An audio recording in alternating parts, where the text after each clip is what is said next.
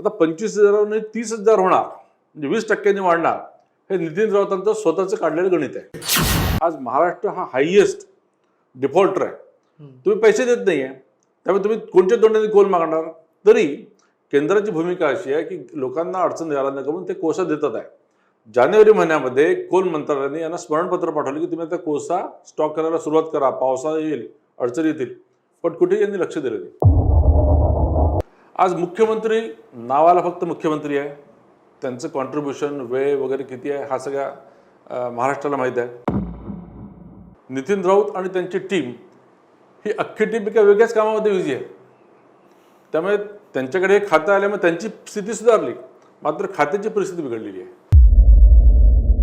ज्या प्रकारे माननीय छगनराव भुजबळ म्हणाले होते की आपलं ओबीसी आरक्षणाचा जो विषय आहे त्याच्यासाठी आम्ही देवेंद्र फडणवीसांचा देखील सल्ला घेऊ. मराठा आरक्षण हा विषय कसा हँडल करायचा, त्यांना तो आरक्षण कसं प्राप्त करून द्यायचं, त्याच्यासाठी देखील देवेंद्र फडणवीसांकडे त्यांना जावं लागलं. त्याचप्रमाणे या ऊर्जा खात्याविषयी त्यांनी माननीय देवेंद्र फडणवीस आणि माननीय चंद्रशेखरजी बावनकुळे या दोघांकडे जावं. त्यांनी जे काही ॲक्शन प्लॅन तयार केला होता त्याला फॉलो करावं, यांचा प्रॉब्लेम सॉल्व्ह होऊन जाईल. नमस्कार. दैनिक मुंबई तरुण भारतच्या डिजिटल प्लॅटफॉर्म महा MTVवर आपल्या सगळ्यांचं स्वागत. मी ओम देशमुख आणि कॅमेऱ्यावर आहेत हर्षद दहिबावकर. महाराष्ट्रामध्ये मागील काही आठवड्यांपासून काही महिन्यांपासून ऊर्जा विभागाच्या संदर्भामध्ये एक संकट ओढवतंय, भारनियमनाचं, अर्थात लोड शेडिंगचं. त्या संकटावरून बरीचशी चर्चा होते, आरोप प्रत्यारोप केले जातात, हाय व्होल्टेज ड्रामा त्यातून रंगतोय. मात्र या सगळ्या प्रकरणाचं वास्तव नेमकं आहे काय, हेच आज आपण या लाईव्हच्या माध्यमातून जाणून घेणार आहोत. या विषयावर बोलण्यासाठी आज माझ्यासोबत आहेत ऊर्जा विभागाचे, ऊर्जा, कोळसा, रेल्वे आणि यासारख्या अन्य काही महत्त्वाच्या विषयांचे राष्ट्रीय अभ्यासक जे सध्या दिल्लीमध्ये वास्तव्यात आहेत पण मूळ मराठी आहेत. सर, स्वागत आहे तुमचं. आपल्यासोबत आज आहेत विश्वास पाठक सर, जे राष्ट्रीय या सगळ्या विषयांमधले तज्ज्ञ आहेत. सर, स्वागत आहे. मुळात मागील काही महिन्यांपासून जी चर्चा आहे की राज्यामध्ये खूप मोठं संकट आहे, तसं संकट आहे? संकट नक्कीच आहे, आणि संकट हे मानवनिर्मित आहे, सरकार निर्मित आहे, किंबहुना डॉक्टर नितीन राऊत निर्मित संकट आहे. कारण ऊर्जा हा विषय असा आहे की it is a matter of management. तुम्हाला ते मॅनेज करता आलं पाहिजे. जसं आपण म्हणतो की महाराष्ट्राची आज ऊर्जेची रिक्वायरमेंट आहे 25,000 मेगावॅट. त्याच्यापैकी सरकारी कंपन्या महाजनको किती ऊर्जा देते? 6-6,500 मेगावॅट. 3,000 मेगावॅट कोयन्याच्या माध्यमातून आपल्याला वीज मिळते. उर्वरित 18,000 आपण मॅनेजच करतो. कुठून मॅनेज करतो? तर सरासरी 6,000 मेगावॅट हे इंडिपेंडंट पॉवर प्रोड्युसर्स, जसं अदानी झाले, GMR झाले, अशा कंपन्या झाल्या. साधारणतः 5,500-6,000 मेगावॅट NTPC, जी केंद्रीय पॉवर कंपनी आहे, काही विंडचं आहे, सोलारचं आहे, आणि मग आपण सेंट्रल ग्रीडमधून वीज घेत राहतो. त्यामुळे आपल्याला जेवढी निर्मिती करता येते तेवढी आपण करतो, पण उर्वरित या गोष्टी मॅनेज करायच्या असतात. आणि मॅनेजमेंटमध्ये काय असतं की तुमचं फोरकास्टिंग इम्पॉर्टंट आहे, की पुढच्या 6 महिन्यामध्ये माझी विजेची मागणी किती राहील. त्याच्यासाठी तुमच्याकडे मागच्या वर्षीचा डेटा असतो, त्याच्यासाठी थोडा अभ्यास करावा लागतो. आणि पुढची आपली आर्थिक गणितं काय आहेत, इकॉनॉमिक रिफॉर्म्स काय सांगताय, त्याची डिमांड किती वाढेल, हे सगळं लक्षात घेऊन त्याची तयारी करते. जसं मला संधी मिळाली होती 2014 ते 19 महाराष्ट्रामध्ये काम करताना, तेव्हा ऊर्जेची मागणी महाराष्ट्राची 17,000 मेगावॅट होती. मात्र जेव्हा 2019ला हे सरकार, आमचं सरकार गेलं BJPचं, तेव्हा ती मागणी 25,000 मेगावॅट झाली होती. आता 17,000 ते 25,000 मेगावॅटचं मॅनेजमेंट स्मूथली काय झालं? लोड शेडिंग मुक्त महाराष्ट्र का होता? कारण त्याचं नियोजन होतं की दरवर्षी विजेची मागणी किती वाढणार. साधारणतः 6% विजेची मागणी वाढते, हे मापक आहे. तर आता यावर्षी 8% झाले, तर 6 ते 8% वाढतं. हे सरळ कॅल्क्युलेशन आहे. त्याच्यासाठी तुम्ही ॲडिशनल पॉवर जनरेशन प्लांट्स टाकले आहेत का? तुम्ही इतर राज्यांसोबत करार केले आहेत का? जसं पंजाबमध्ये जेव्हा हिवाळा असतो तेव्हा महाराष्ट्रामध्ये उन्हाळा सुरू झालेला असतो. त्यांच्याकडे वीज सरप्लस असते, आपल्याकडे वीजची डिमांड असते. तर अशा राज्यांशी तुम्ही काही अंडरस्टँडिंग केलं आहे का? कॉन्ट्रॅक्ट केले आहेत का? तर हे वर्षभराचं नियोजन जर तुम्ही केलं तर अशी परिस्थिती उद्भवत नाही. आता इथे काय झालं की एक अकार्यक्षम आपले ऊर्जा मंत्री लाभल्यामुळे त्यांना काही अजून हे डिपार्टमेंट कळलंच नाही. त्यामुळे आता त्यांना दिसतं की संकट आलेलं आहे, लोड शेडिंग सुरू झालेलं आहे, महाराष्ट्र अंधारात जाणार आहे. 2 वर्षामध्ये मुंबईसारखं शहर देखील अंधारात गेलं. त्यामुळे या भीतीपोळी त्यांनी एक बागुलबो तयार केला की महाराष्ट्र संकटात आहे, केंद्राकडनं कोळसा मिळत नाही. त्यामुळे येणारं संकट आणि त्याचं पाप आपल्या याच्यावर येऊ नये म्हणून त्यांची एक अशी केविलवाणी धडपड सुरू आहे. आता तुम्ही म्हणालात की कोळशाचा त्यांनी विषय सांगितला, त्यावरही आपण बोलूयात. पण तत्पूर्वी तुम्ही एक महत्त्वाचा मुद्दा सांगितलात की नॉर्मली विजेची वाढ किंवा विजेची वाढती मागणी ही 6% असते, त्यावेळेला 8%. पण राज्य सरकारकडून असं सांगितलं जातं की खूप मोठ्या प्रमाणात मागणी वाढली आहे. हे काय नेमकं, याचं कारण काय? आता बघा, यांचा विरोधाभास बघा कसा आहे की 25,000 मेगावॅट सध्या मागणी आहे. आता 25,000 म्हणजे खूप मोठी असं सांगतात आहे. तुमच्या माहितीसाठी तुम्ही तुमचे रेकॉर्ड्स काढा. मार्च 2018 मध्ये अनप्रेसिडेंटेड हाय 25,300ची मागणी होती आणि तेव्हाच्या सरकारने, तेव्हाच्या कंपन्यांनी ती पूर्ण देखील केली, कुठे खळबळ न करता. आता 25,000 30,000 होणार म्हणजे 20% वाढणार. हे नितीन राऊतांचं स्वतःचं काढलेलं गणित आहे. त्याच्या मागचं बॅकअप काय मला माहित नाही. आणि एकीकडे त्यांनी तसं म्हटलं की 5,000 डिमांड वाढते. दुसरीकडे असं म्हटलं की आता मी मंत्रिमंडळाकडे चाललेलो आहे आणि मंत्रिमंडळाकडनं परमिशन काय घेतली तर CGPL coastal Gujarat power company जी आहे त्याच्याकडनं 700 मेगावॅटचं आम्ही आता ॲग्रीमेंट केलेलं आहे, पॉवर परचेस ॲग्रीमेंट.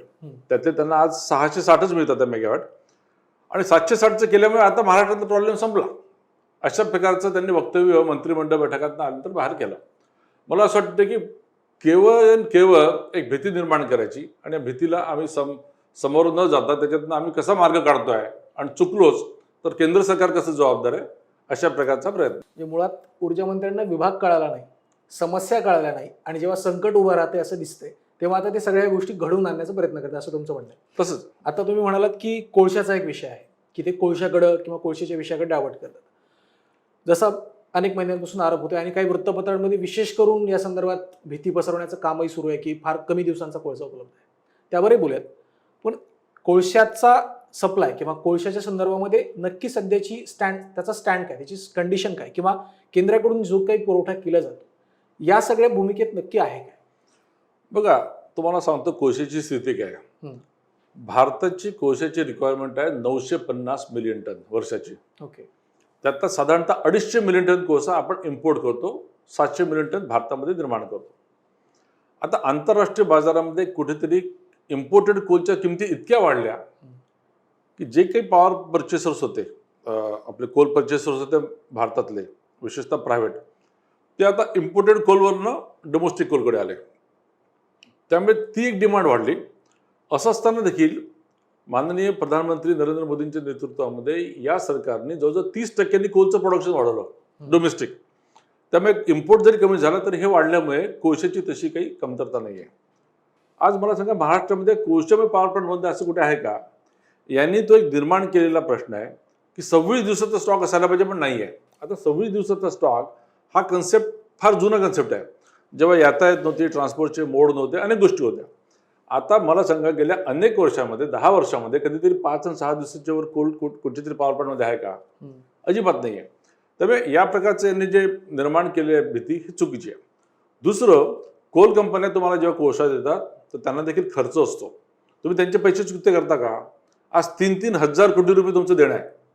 आज महाराष्ट्र हा हायएस्ट डिफॉल्टर आहे. तुम्ही पैसे देत नाही आहे, त्यामुळे तुम्ही कोणत्या तोंडाने कोल मागणार? तरी केंद्राची भूमिका अशी आहे की लोकांना अडचण यायला नको म्हणून ते कोळसा देतात आहे. जानेवारी महिन्यामध्ये कोल मंत्रालयाने यांना स्मरणपत्र पाठवले की तुम्ही आता कोळसा स्टॉक करायला सुरुवात करा, पावसाळा येईल, अडचणी येतील, पण कुठे यांनी लक्ष दिलं नाही. थोडक्यात जे जसं तुम्ही म्हणालात की यांचं नियोजन नाही आणि जेव्हा तुम्ही पैसे थकवता तेव्हा स्वाभाविकपणे हा सगळा सप्लाय बंद होणं स्वाभाविक आहे. पण ते स्वतःच्या चुकीचं खापर एक अप्रत्यक्षपणे केंद्रावरती ढकलत आहेत का आता आम्हाला कोळसा मिळत नाही म्हणून हे सगळं संकट निर्माण झालं. आता सगळ्या जनतेनं बघितलं, राज्याला सगळ्या माहिती आहे की मागच्या 5 वर्षामध्ये जेव्हा राज्यामध्ये देवेंद्र फडणवीसांचं सरकार होतं, राज्यात भारनियमन आहे असं क्वचितच एखादं गाव सापडेल किंवा ज्या ठिकाणी वीज उपलब्ध नाही असं एखादंच गाव सापडेल. त्या पूर्ण 5 वर्षाच्या कार्यकाळामध्ये ती सगळी सायकल, कंपन्यांची देणी असतील, केंद्राकडनं ज्या काही गोष्टी असतील त्याची देणी असतील, किंवा सगळीच प्रक्रिया ही अगदी व्यवस्थितरित्या चालवली जात होती. व ते जे सर्कल आहे किंवा ते जे नियोजन आहे ते आता फॉलो केलं जात नाहीये का? किंवा त्या जो तुम्ही चांगला पायंडा त्यावेळेला निर्माण करून ठेवला होता तो कुठेतरी भंग केला जातो? हा खरंच फार चांगला प्रश्न आहे. कारण माननीय चंद्रशेखर बावनकुळे जेव्हा ऊर्जा मंत्री होते आणि देवेंद्रजी मुख्यमंत्री होते आणि फायनान्स मिनिस्टर सुधीरभाऊ मुनगंटीवार होते, त्यामुळे अर्थमंत्री, ऊर्जा मंत्री आणि मुख्यमंत्री तिघांनाही ऊर्जा हा विषय कळत असल्यामुळे आमचं नियोजन अतिशय चांगलं होतं. ते कसं चांगलं होतं, मी तुम्हाला सांगितल्याप्रमाणे तुमची विजेची मागणी किती राहणार त्याचं फोरकास्टिंग काढायचं, तेवढी वीज निर्माण होणार की नाही, त्याचं वहन करण्यासाठी ट्रान्समिशनची कॉरिडॉर्स आम्ही प्रोएक्टिव्हली तयार केले, डिस्ट्रीब्युशन सिस्टम आम्ही मजबूत केल्या आणि म्हणून कुठेही लोड शेडिंग झालं नाही. आता लोड शेडिंग म्हणजे काय मुख्यतः की ॲग्रिकल्चर किंवा शेतकरी जे असतात यांना कमीत कमी 8 तास वीज देणं हे MERCची रिक्वायरमेंट आहे. तर प्रत्येक शेतकऱ्याला आम्ही कमीत कमी 8 तास, काही वेळा 12 तास देखील वीज दिलेली आहे आणि त्याच्यावर वीज मिळाली नाही म्हणून लोड शेडिंग असं म्हणता येते. तेवढी दिली म्हणजे लोड शेडिंग मुक्त महाराष्ट्र आपण म्हणू शकतो. इतर जे इंडस्ट्रीयल, कमर्शियल, रेसिडेन्शियल यांना 24 तास वीज दिलेली आहे. फक्त कुठे मेंटेनन्सचं काम निघालं असेल तास 2 तास तर त्याला लोड शेडिंग म्हणता येईल, टेम्पररी. पण खऱ्या अर्थाने लोड शेडिंग कुठेही नव्हतं. संपूर्ण जनतेला वीज सतत मिळाली होती, रिलायबल वीज होती, स्वस्त वीज होती. विजेचे दर आम्ही कमी देखील केले होते 5 वर्षामध्ये. कारण ज्या प्रकारे प्लॅनिंग केलं होतं, बाहेरनं आपण जी वीज घेतो, तुम्ही समजा मी पंजाबचं उदाहरण दिलं, पंजाब सरकारसोबत तुम्ही आधीच आगाऊ तुम्ही जर ॲग्रीमेंट केलं तर एका चांगल्या रेटमध्ये तुम्हाला वीजेचं कॉन्ट्रॅक्ट होऊ शकतो. असं अनेक राज्यांसोबत आम्ही केलं. त्यामुळे हे सगळं नियोजन केल्यामुळे कुठे फेल्युअर झाला नाही आणि महाराष्ट्र खऱ्या अर्थाने लोड शेडिंग मुक्त होता. म्हणजे मुळात तुमच्या कन्सेप्ट क्लिअर होत्या, तुम्हाला काय करायचं हे माहिती होतं, त्यामुळे हे सगळं नियोजन करता आलं असं तुमचं म्हणणं आहे. एकीकडे ऊर्जा विभाग म्हणजे नागरिकांना जी लाईट पुरवली जाते तो प्रश्न आहेच आहे. त्यासोबतच ज्या लाईट पुरवणाऱ्या कंपन्या किंवा वीज निर्मिती करणाऱ्या कंपन्या किंवा ज्या सरकारच्या कंपन्या आहेत 3, महावितरण, महापरिषद आणि महाजनको आय थिंक, तर या 3 कंपन्यांची सुद्धा अंतर्गत स्थिती खूप खराब आहे असं म्हटलं जाते. यात कितपत तथ्य आहे? कारण जर कंपन्यांची अंतर्गत हालत खूप खराब असेल तर त्याचा नैसर्गिकरित्या परिणाम सगळ्याच प्रक्रियेवर पडतो. पण नक्कीच तुम्ही जर 2014 ते 2019 बघितलं तर या तिन्ही कंपन्या प्रॉफिटमध्ये होत्या, त्यांनी इन्कम टॅक्स देखील पे केलेला आहे. ही फॅक्ट आहे. आज कंपन्यांची अशी स्थिती निर्माण का झाली? मुळामध्ये हे कसं चालतं बघा की वीज निर्मिती म्हणजे महाजनको वीज निर्माण करते. ते निर्माण करण्यासाठी त्याला कोळसा लागतो, एम्प्लॉईज कॉस्ट आहे, मेंटेनन्सची कॉस्ट आहे, तो त्याला खर्च मिळालाच पाहिजे. तो खर्च त्याला कुठून मिळतो तर ते ती वीज महावितरणला विकतात. महावितरण त्यांना ते पैसे देणं अपेक्षित आहे. महापारेषण विजेचं ट्रान्समिशन करतं, त्याला ट्रान्समिशन चार्जेस लागतात, एम्प्लॉईची कॉस्ट आहे, ती देखील कॉस्ट त्याला महावितरणकडनं मिळतं. कलेक्शन आता हे फक्त महाराष्ट्र राज्यांमध्ये आहे की ॲग्रिकल्चर रिकव्हरीच्या अडचणी आहेत. आज आपलं जे काही 25,000 मेगावॉटचं डिमांड आहे त्याच्यापैकी more than 30% consumption agriculture consumption आहे. आता शेतकऱ्यांकडनं पैसे रिकवर कसे करायचे, केव्हा करायचे याचं देखील एक तारतम्य पाहिजे. तुम्ही जर संवेदनशील सरकार असाल तर ते तारतम्य असतं.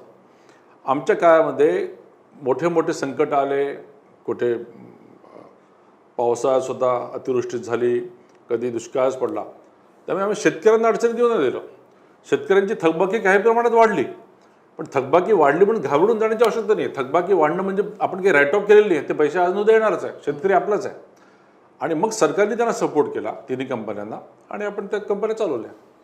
फडणवीस सरकारच्या कार्यकाळामध्ये जसं म्हटलं की सरकार आणि या सगळ्या जो काही घटक आहेत, मग लाईट पुरवणाऱ्या कंपन्या असतील, निर्मिती करणाऱ्या कंपन्या असतील, फॉरकास्टिंग करणाऱ्या कंपन्या असतील किंवा त्यांची धोरणं असतील, यामध्ये समन्वय होता असं तुमच्या बोलण्यातून जाणवलं. कारण मुख्यमंत्री, ऊर्जा मंत्री आणि अर्थमंत्री हे तिघही एकाच पक्षाचे होते. त्यापेक्षा महत्त्वाचं म्हणजे त्यांना ऊर्जेचं महत्त्व अधिक स्पष्टपणे माहिती होतं असं तुम्ही म्हणालात. आता सध्या राज्याची जी स्थिती आहे की राज्यामध्ये 3 पक्षांचं सरकार आहे आणि ऐरणी अशी आहे की राज्याचे मुख्यमंत्री शिवसेनेचे आहेत, ऊर्जा मंत्री वेगळ्या पक्षाचे आहेत आणि अर्थमंत्री वेगळ्या पक्षाचे आहेत. मग कदाचित हा 3 पक्षातला जो काही समन्वयाचा अभाव आहे त्याचा थेट महाराष्ट्राला फटका बसतोय का? 100%. हा म्हणजे ॲडेड प्रॉब्लेम आहे. एक तर ऊर्जा मंत्री स्वतः इनकॉम्पिटंट, त्यांनी जे त्यांची टीम बसवली आहे ती सगळी इनकॉम्पिटंट. तुम्ही बघा आधीचे आमचे IAS अधिकारी किंवा आधीचे संचालक आणि आता यांनी अपॉइंट केली त्याच्यामधल्या भरतीमधली प्रक्रियेमधला गोंधळ. कसं असतं की ऊर्जा मंत्र्याला सगळ्याच गोष्टी करणं अपेक्षित नसतं, मात्र तुम्ही योग्य ठिकाणी योग्य माणसं बसवले तर अडचणी दूर होतात. आणि मग शेवटी अर्थ हा विषय आला तर फायनान्स मिनिस्टरचा सपोर्ट हा पाहिजेच, मुख्यमंत्र्यांचे डायरेक्शन पाहिजेच. आज मुख्यमंत्री नावाला फक्त मुख्यमंत्री आहे, त्यांचं कॉन्ट्रीब्युशन वेळ वगैरे किती आहे हा सगळ्या महाराष्ट्राला माहीत आहे. फायनान्स मिनिस्टर यांना ऊर्जा खातं कळतं, म्हणजे अजितदादा यांना ऊर्जा खातं कळतं, कारण त्यांनी चालवलं देखील आहे. मात्र आता त्यांचा कुठेतरी पक्षीय इंटरेस्ट डेव्हलप झाला, त्यामुळे ते खातं राष्ट्रवादीकडे नाही ना, तर मग मी त्याला मदत करणार नाही. आणि मग उरले डॉक्टर नितीन राऊत आणि त्यांची टीम, ही अख्खी टीम एका वेगळ्याच कामामध्ये बिझी आहे. त्यामुळे त्यांच्याकडे हे खातं आल्यामुळे त्यांची स्थिती सुधारली, मात्र खात्याची परिस्थिती बिघडलेली आहे. आता हा जो काही प्रश्न निर्माण झाला आहे ऊर्जेचा, त्याचा मुख्यत्वे राज्यातल्या अनेक घटकांवर परिणाम होतो, जे अर्थव्यवस्थेला सुद्धा गती देतात. मग उद्योग विभाग असेल किंवा शेतकरी असतील किंवा विविध घटक असतील. तर या सगळ्या क्रायसिसमधून, या सगळ्या पेच प्रसंगामधून जर आता सुटका करायची असेल राज्याची, आणि एक राष्ट्रीय तज्ज्ञ म्हणून जर तुम्हाला कोणी विचारलं तर तुम्ही काय सांगाल? बघा, 2014ची परिस्थिती आठवा. कुठलाही अहमभाव बाजूला ठेवून महाराष्ट्राच्या हितासाठी जर तुम्हाला विचार करत असेल, तर ज्या प्रकारे माननीय छगनराव भुजबळ म्हणाले होते की आपलं ओबीसी आरक्षणाचा जो विषय आहे, त्याच्यासाठी आम्ही देवेंद्र फडणवीसांचा देखील सल्ला घेऊ. मराठा आरक्षण हा विषय कसा हँडल करायचा, त्यांना तो आरक्षण कसं प्राप्त करून द्यायचं, त्याच्यासाठी देखील देवेंद्र फडणवीसांकडे त्यांना जावं लागलं. त्याचप्रमाणे या ऊर्जा खात्याविषयी त्यांनी माननीय देवेंद्र फडणवीस आणि माननीय चंद्रशेखरजी बावनकुळे या दोघांकडे जावं. त्यांनी जे काही ॲक्शन प्लॅन तयार केला होता त्याला फॉलो करावं, यांचा प्रॉब्लेम सॉल्व्ह होऊन जाईल. थोडक्यात काय तर राज्यामध्ये जे काही सध्याचं संकट निर्माण झालं आहे, त्यावर थेट विरोधी पक्षाची भूमिका घ्यावी, थेट विरोधी पक्षाची मदत घ्यावी. कारण ज्या सरकारने मागच्या 5 वर्षांमध्ये राज्यात 90% 99% आपण असं म्हणू शकतो की भारनियमन बंद केलं होतं. बहुतांश गावांमध्ये राज्यातील भारनियमन हा शब्द आठवणत येत नव्हता. त्या सरकारच्या पॉलिसीज, त्या सरकारची जी काही ध्येयधोरणं होती, ती थोडक्यात या राज्य सरकारनं फॉलो करावी. दुसरा मुद्दा, जो समन्वयाचा जो अभाव राज्यातील या सगळ्या सरकारमधील 3 घटक पक्षांमध्ये आहे, पर्यायाने त्या 3 घटक पक्षांमधील समन्वयाचा अभाव हा राज्यातील जनतेला भोगावा लागतो. त्यातून जे काही प्रश्न निर्माण होत आहेत, त्यामुळे राज्यानं सर्वप्रथम आपलं धोरण बदलावं आणि या सगळ्या घटकांना व्यवस्थितरित्या चालना द्यावी, जेणेकरून सरकारच्या माध्यमातून निर्माण झालेला हा सगळा प्रश्न लवकरात लवकर सुटेल. धन्यवाद सर, तुम्ही वेळ दिलात त्याबद्दल आणि या सगळ्या प्रश्नांवर दिलखुलास चर्चा केलीत. या सगळ्या चर्चेवर तुमचं मत आमच्या कमेंट बॉक्समध्ये नक्की व्यक्त करा. राज्यामध्ये निर्माण झालेले हे संकट, ते संकट आणि त्या संदर्भात जे काही गैरसमज राज्य सरकारच्या वतीनं पसरवले जातात किंवा त्या संदर्भात जी काही अफवा आता सध्या राज्यामध्ये आहे, या सगळ्या गोष्टींवर तुमचं मत आमच्या कमेंट बॉक्समध्ये नक्की व्यक्त करा. यासारख्या अन्य महत्त्वपूर्ण घडामोडींचे ताजे अपडेट्स जाणून घेण्यासाठी MHA MTVचं फेसबुक पेज लाईक करायला आणि YouTube चॅनल सबस्क्राईब करायला विसरू नका. तुर्तास धन्यवाद.